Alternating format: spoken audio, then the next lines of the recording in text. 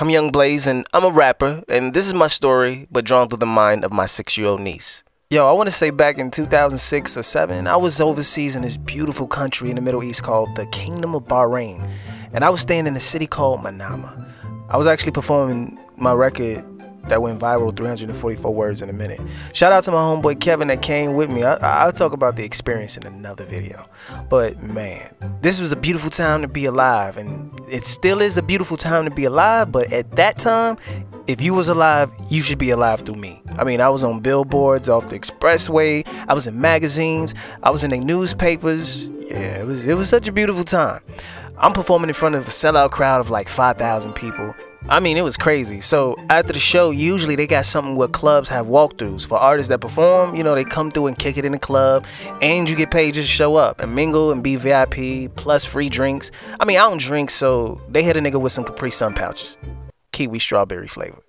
And the one thing about the VIP we was in, it was kind of lame because nobody could see that we was in VIP. So it was like, what was the point? That's like buying a Ferrari and only driving it at 2 o'clock in the morning for 10 minutes in your driveway so nobody can see you. Nigga, well, who are you, Batman? Nigga, I want you to see me in VIP. So, like, me and my homeboy Kevin was like, you know, we gonna go mingle with everybody and be regular for a little bit. And it was one of those clubs that was like hella smoke everywhere because they had a big ass fog machine. And so you can kind of see some people and kind of can't, but you can see hella lasers and a big ass disco ball. So me and my guy Kevin looking around trying to see what's happening. Man, we trying to see gorgeous women. And I remember I saw these 2 chicks from a distance through the fog. They was like dancing on each other. And even though I had to squint real hard through the fog, they looked kind of good. And I'm thinking to myself, I should go over there and dance with them.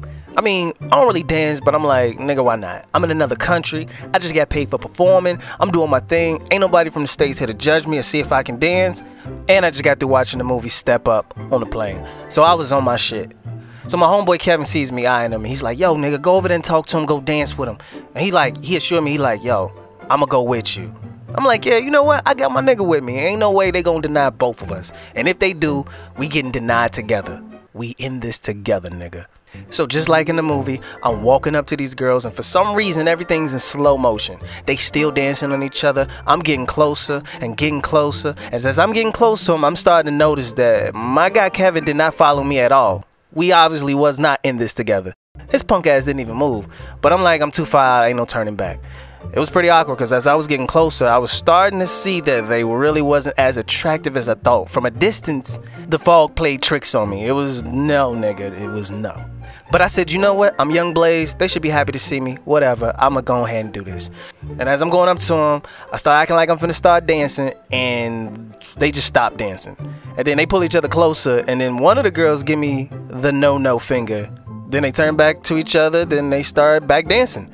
Low-key, I was salty as hell, but in retrospect, I'm thinking, you guys wasn't really that cute to be acting like that. So honestly, not trying to sound like a jerk, I genuinely thought I was doing them a favor. But yeah, I know I sound like one of them dudes at the time, but I was still salty. But I walk away as if nothing happened. I'm thinking like, nobody's seen it, whatever.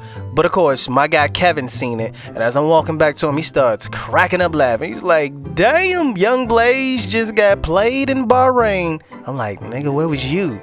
He was like, nigga, looking at you getting played. That's what I was doing. So fast forward after all that, the club owner makes an announcement like, yo, Young-Blaze is in the building, and they turn up the house lights, and everybody starts cheering. I hop on stage, say a few nice things, and I'm like, you know what? I'm gonna perform one of my records, and I need some sexy ladies on stage. And of course, without to surprise, the 2 girls that kind of played me rush to the front of the stage. They're knocking people over. I was a little puzzled because I'm thinking like, yo, y'all just tried to play me.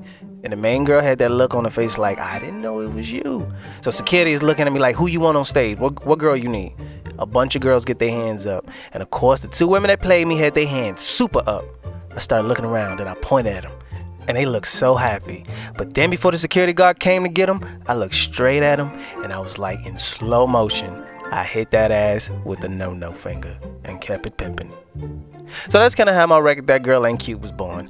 And the crazy thing and beautiful thing that this is one of the biggest records in my career, and I shared this record with an amazing artist by the name of ELLIE Jokar. And I mean, we'll get into that in another video. So, but the moral of the story is, never go to clubs with thick fog and smoke. It could be a fire hazard. And the crazy thing is, I made this record off of the Sony PlayStation 1. But when it's all said and done, and when it all balances out, And 500,000 sales later of my record, That Girl Ain't Cute, I guess it's safe to say that I make dope ass music. That girl ain't cute. That girl ain't cute. That girl ain't cute. That girl ain't cute. That girl ain't cute. Nah, she ain't cute. That girl ain't cute. Ain't that the truth? Boy, you ain't cute. Boy, you ain't cute. Boy, you ain't cute. Boy, you ain't cute. Boy, you ain't cute. Now he ain't cute. Boy, you ain't cute. Ain't that the truth? That's right, baby, go you're gone. Cause the way you look in the club, girl, you know you're wrong. Your OC with a bogus stone. Somebody said they look good, well, they told you wrong. I'm looking at her like it's a shame. Now how she looking that bad with a pretty ass name? Cause she getting all mad when a nigga spit game. Well, you should be glad that I even looked your way. I try to get a benefit of the doubt. Got me thinking maybe it's what's up on the inside account. But man, that's only to a certain amount. She better have some cute lungs, cute tongue in her mouth. I don't like your attitude, Miss Thing. Since you acting like that, why the hell you came? And I won't buy you a drink, I am not T-Pain. And if anything, I will probably buy you a cage and keep you in chain. I know it's insane, you a threat to the public. You need to be tame with your feet like claws and your teeth all mange. Is that hair up on your lip, man, that shit looks strange. That's right, I'ma pull your card. And any chick up in this bitch that be posing hard, who really think they the shit, but it's no regards. And if you act stuck up, then I'm going hard. It be the ones that be talking trash, and from a distance you like, she don't look that bad. When you get real close, it's gonna get real sad. When you tell her I'm straight, she gon' get real mad. And I ain't even in the mood today, so I advise her to move away. Cause I might run up quick and get the mic and tell these motherfuckers in the club say, that girl ain't cute. That girl ain't cute. That girl ain't